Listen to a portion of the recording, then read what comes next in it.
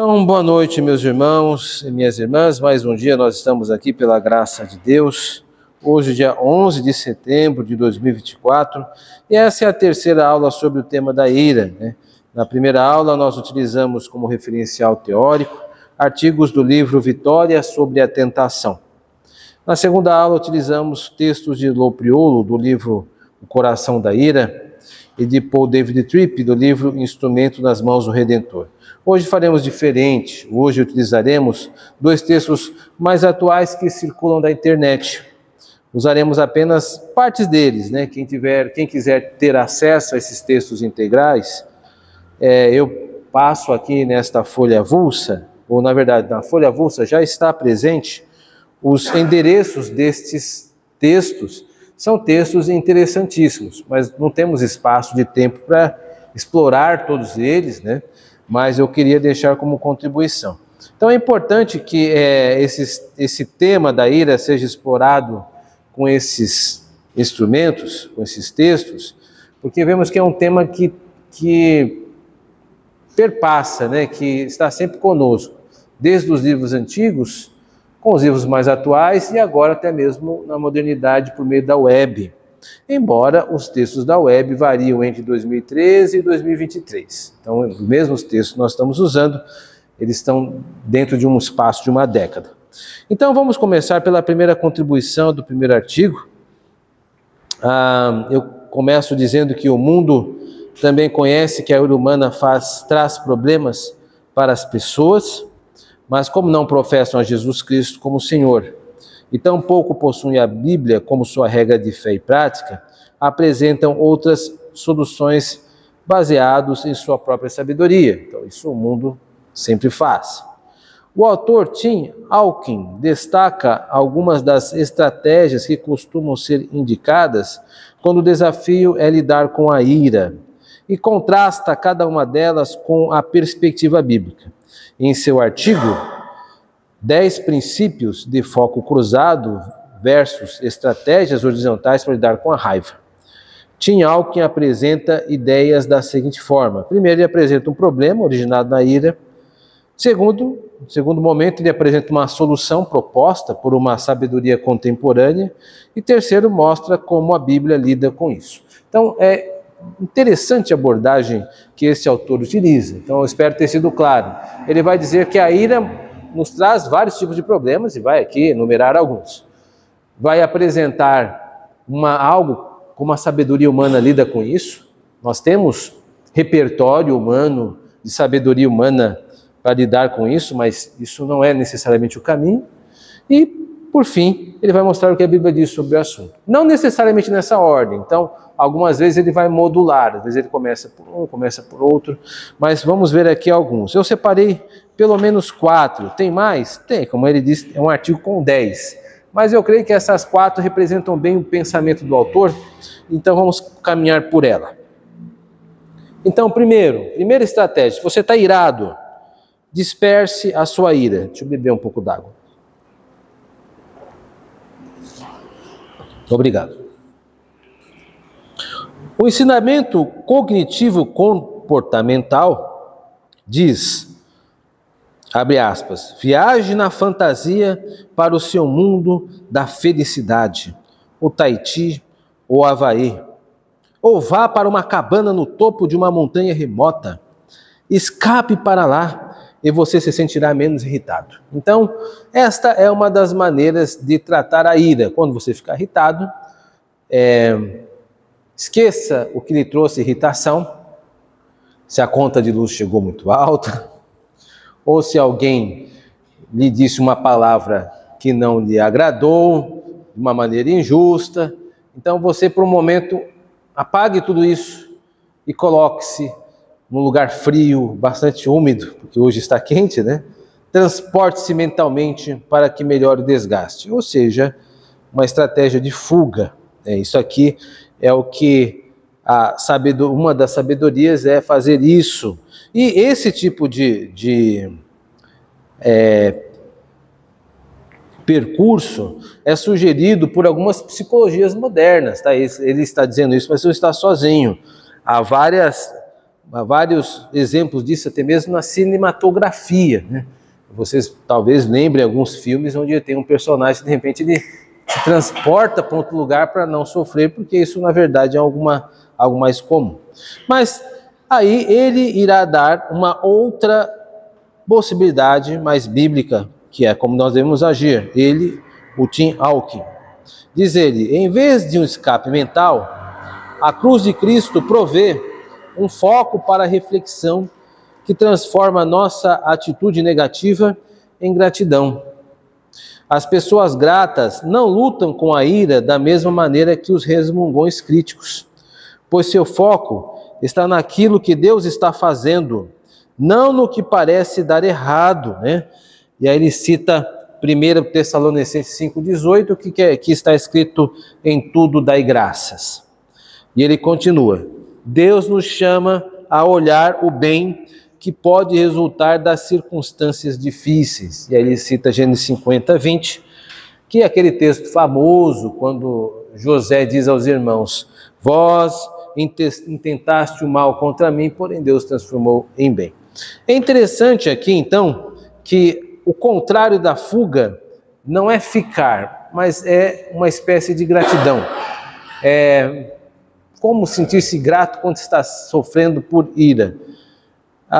Por estar experimentando esse momento, por tentar vivenciá-lo sem nenhum tipo de fuga, de disfarce, de não tentar transformar aquilo em algo mais palatável, mas enfrentar essa situação como nós somos, com as mãos nuas, né? Esta é o posicionamento bíblico.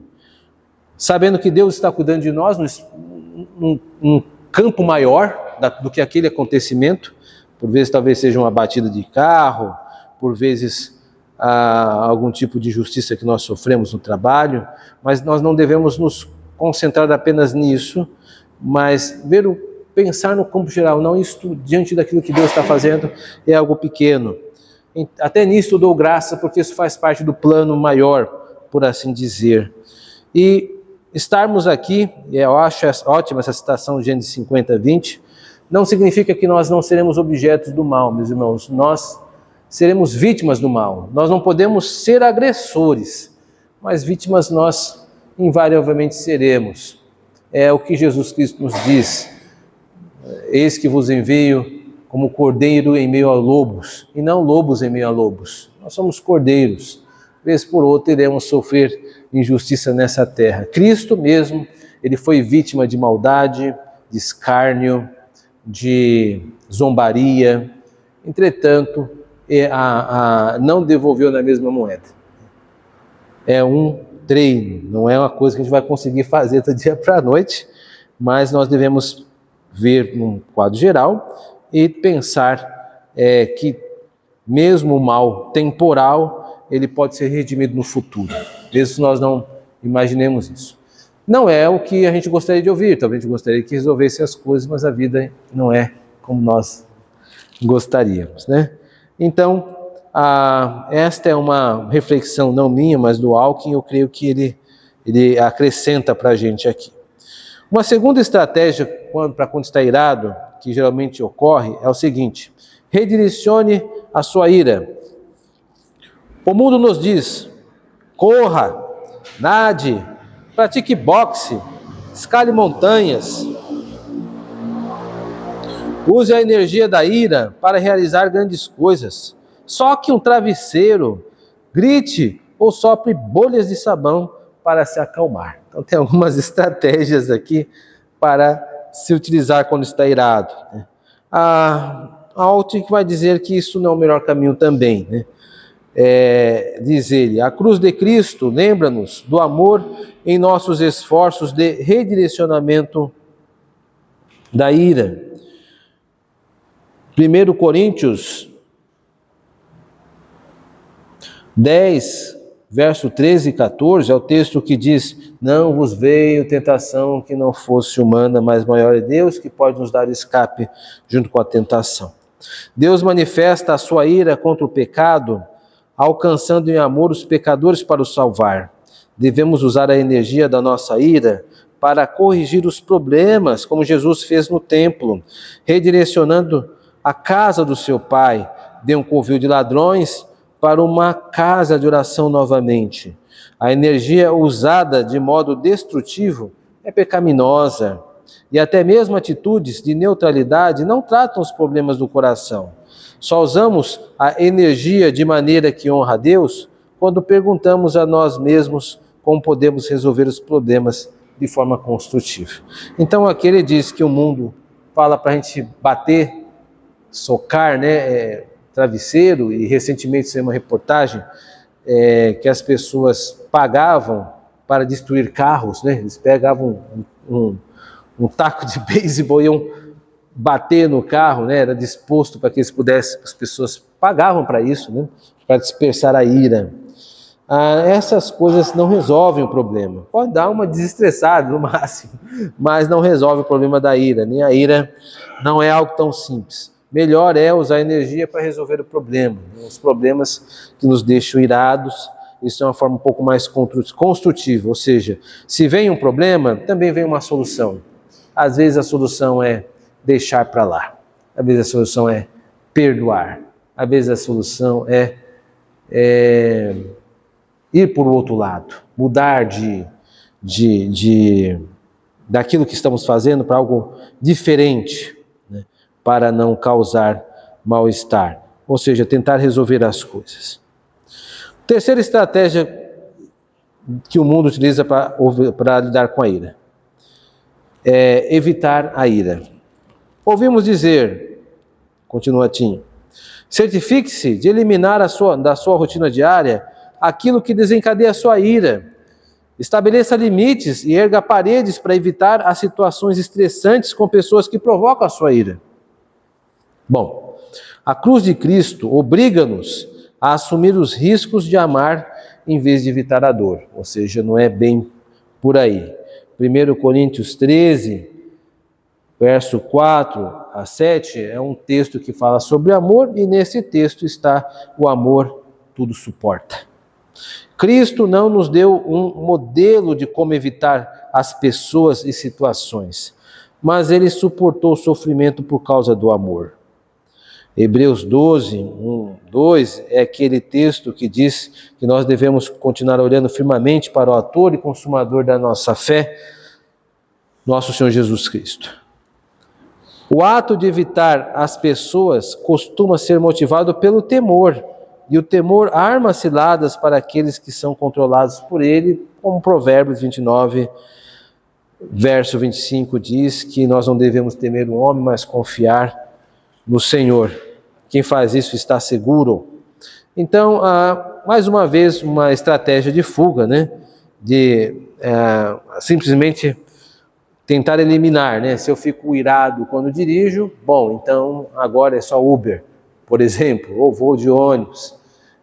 Sim, isso pode resolver momentaneamente, mas não é a melhor forma de lidar com isso, né? Porque isso pode ser evitado, mas e se for um chefe no trabalho, um vizinho, não tem como pegar Uber para desviar do vizinho, né? Está lá, né? Não tem como, ou é o seu chefe, você tem que lidar com ele, ou é um colega do trabalho, não dá para você desviar dessas coisas de uma forma simples, né? Então, precisamos pensar em algo mais bíblico, algo mais maduro, e ele está dizendo aqui que um dos caminhos é suportar o sofrimento, suportar como Cristo também o suportou, crendo que esse não é um momento que é eterno, embora os momentos que passamos dificuldades pareçam que a gente nunca mais vai sair desses momentos, mas a verdade é que nós saímos sim.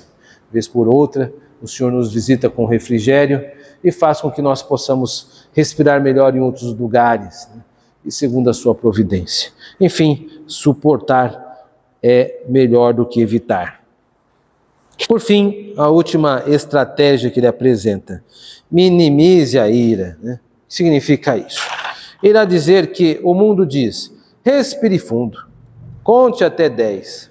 As coisas não estarão tão ruins daqui a 30 segundos, uma vez que a adrenalina de sua ira irá baixar.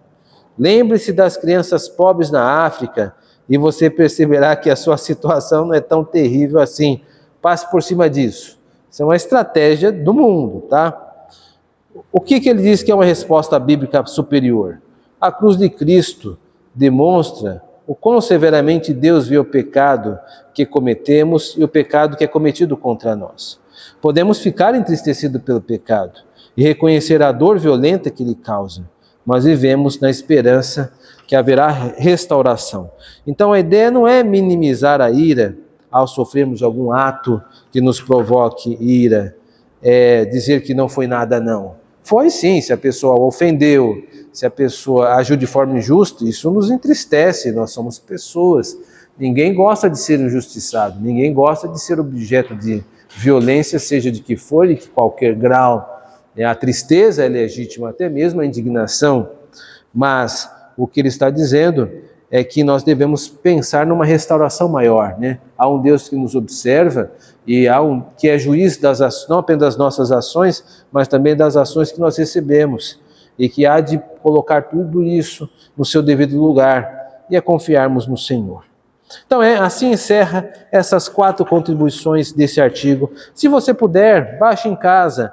Ele apresenta outras 6 que nós não vamos visitar por questão de tempo, mas é um artigo que é proposto pelo Tim Hawking. Quem é Tim Hawking? Ele é um desses autores que trabalham com aconselhamento bíblico. O que é o aconselhamento bíblico? O aconselhamento bíblico é uma teoria que trata de pensar que o aconselhamento ele deve trabalhar com o coração, e quem vai desenvolver isso é mais o Jay Adams, mas ele é adepto desse tipo de aconselhamento bíblico. Eu creio que é um texto enriquecedor, está aqui parte dele.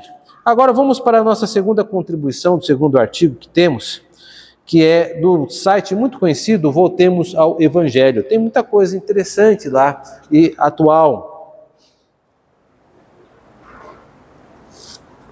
Estou bebendo água. Obrigado mais uma vez. Daqui, desse artigo, que eu deixo registrado aqui, o título, entre colchetes, ele trata sobre a ira justa e a ira injusta. Nós falamos um pouquinho disso na aula passada. Na verdade, nós não falamos. Íamos falar, mas não deu tempo. Então, eu creio que esse artigo vai tratar um pouco sobre isso. Então, vamos lá. 1. Existe a ira justa, correta, e a ira injusta, errada. Vamos lá. Deus, que é bom e faz o bem, expressa a boa ira por uma boa causa. Jesus é bom e fica irado a serviço da misericórdia e da paz. Ele pode e quer nos perdoar pelo nosso tipo errado de ira. Ele pode e quer nos ensinar a sentir o tipo certo de ira. Isso é uma citação de David Powlison. A ira justa ou correta busca objetivos de Deus, deseja o mesmo que Deus deseja: justiça, equidade, bondade, amabilidade. Ela é centrada em Deus e no próximo. E a ira injusta? A ira injusta, errada, busca os objetivos e direitos pessoais. É centrada no eu. Surge quando direitos pessoais são negados e é caracterizada por atitudes de cobrança. Esse tipo de ira nunca se satisfaz. Se expressa quando não consegue o que quer. Creio que quem tem filhos aqui sabe bem disso, né? Quando a criança não quer alguma coisa, ela quer e você não dá. Se você não educou bem, ela deita na loja e começa a fazer aquele escândalo. E você se sente refém dessa tempestade de ira infantil. E com certeza fica irado também. Mas há uma multidão de pessoas filmando, então ficaria um pouco difícil você tentar disciplinar seu filho naquele momento. Enfim, a ira injusta é dentro desse aspecto, né? Desse desejo de cobrança, de ter o que quer, na hora que quer, como que quer. Tiago deixa claro que nossas cobiças, desejos ardentes, são a raiz de nosso agir pecaminoso. A ira injusta é aquela que, por não conseguir o que cobiçava, nasce e cresce em nosso íntimo para ser manifesta em pecado. Aí ele vai citar o texto de Tiago 1, 13 a 15, que diz o seguinte: ninguém ao ser tentado diga sou tentado por Deus, porque Deus não pode ser tentado pelo mal, e ele mesmo não tenta ninguém. Ao contrário, cada um é tentado pela sua própria cobiça, quando esta o atrai e seduz. Então a cobiça, depois de haver concebido, dá luz ao pecado, e o pecado, uma vez consumado, gera morte. A ira de Deus é justa, é correta, ela é contra o que é mal e injusto. Estamos caminhando para o dia em que a ira de Deus, justa e santa, se manifestará para eliminar todo o mal. Eu creio que também nesse texto, que é enriquecedor, é que Tiago, ele trata do desejo anexado à ira, como nós vimos na aula passada, mas mostrando como um processo. É claro que nós temos aquela ira súbita, quando rapidamente nos vemos prejudicados, mas também temos aquela ira que fica sendo cozinhada, por assim dizer. A gente vai cozinhando aquela indisposição ou uma malevolência contra alguém e ficamos deixando aquilo marinando, né? É isso que Tiago está mostrando, um processo, né? vai gestando essa ira, essa cobiça, até que dá luz, surge a luz, ganha a situação e aí o problema é causado. Então existem vários aspectos aqui que podem ser explorados. Assim, a ira súbita, que nós podemos ser assaltados, mas também aquela ira que não se manifesta em gritaria, mas se manifesta em ódio velado por alguém, em algo silencioso. Aí acontece alguma coisa com aquela pessoa, a gente já solta, tá vendo? É fulano, né? Ah, eu sabia, não pode sair nada bom dali não. Isso é ira, isso é pecado. Isso aí está marinando, não pode, né? Quando tiver alguma coisa nos nossos corações, tem que se perdoar, tem que se deixar de lado, tem que se ignorar, a fim de que isso não faça mal nem à pessoa e muito mais a nós mesmos, porque esse tipo de ódio silencioso, ele vai intoxicando a nossa alma e vai nos transformando em alguém que nós não gostaríamos de ser. A ira injusta é um pecado contra Deus. Então nós estamos caminhando para o encerramento e com essa segundo tópico aqui. Em última instância, quando você e eu ficamos abrasados, ou abrasadas, no caso, é uma autora que escreve esse texto, pela ira pecaminosa, estamos declarando com os nossos pensamentos, palavras e ações que, abre aspas, quem manda aqui sou eu vou fazer o que for melhor para mim, são os meus direitos, fecha aspas. E deixamos claros que, abre aspas, Deus, a culpa é sua, o Senhor deixou isso chegar até esse ponto, por isso agir assim, fecha aspas. Bom, quando você reage com ira a uma situação, você se coloca no lugar de Deus, exige que seus direitos sejam avaliados e respeitados. Você não acredita que Deus cuida da sua vida, inclusive de seus direitos. Este é um teste muito difícil, né? Você ser tentado a ser assaltado pela ira, e aí você perceber todas as suas emoções efervescendo, ebulindo, né? Você precisa ter muito domínio próprio para não ser levado a trazer uma situação que ficou ruim, algo muito pior. Então não é fácil ter essa disposição. Não são todos aqueles irmãos e irmãs que conseguem controlar-se quando subitamente se vê assaltado por uma injustiça ou um ato repentino de ira, mas é ali que você mostra a envergadura da tua espiritualidade para poder lidar com a situação, para contorná-la, para não torná-la maior, para não dar palavras feridas, não devolver palavras feridas. É o que eu oro, que todos nós possamos ser guardados pelo Senhor no momento de chegar. A gente pensa estar preparado, mas às vezes nós temos um otimismo muito grande em relação à nossa própria pessoa. Quando a situação de fato ocorre, é ali que nós vemos que nas nossas veias, nosso corpo corre sangue, e esse sangue pecador, ele é de fato pecador. Bom, e aí ele conclui de uma forma muito interessante esse texto. Entregue o seu caminho ao Senhor, confie nele, e o mais ele fará. Fará com que a sua justiça sobressaia como a luz e que seu direito brilhe como o sol ao meio-dia. Descanse no Senhor, espere nele, não se irrite por causa daquele que prospera em seu caminho, por causa do que realiza os seus maus desígnios. Deixa ir, abandona o furor, não se irrite. Certamente isso acabará mal, porque os malfeitores serão exterminados, mas os que esperam no Senhor possuirão a terra. Precisamos nos lembrar da soberania de Deus, que a vontade dele é boa, perfeita e agradável. Embora os caminhos de Deus nem sempre sejam compreensíveis pela nossa mente ilimitada, obedecer e confiar em Deus em meio às difíceis circunstâncias é o meio que ele usa para nos aprovar, purificar e refinar.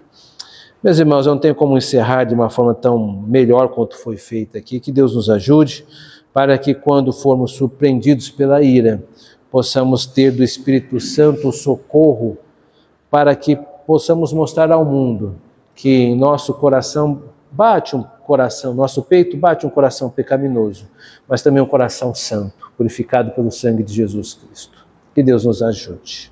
Amém.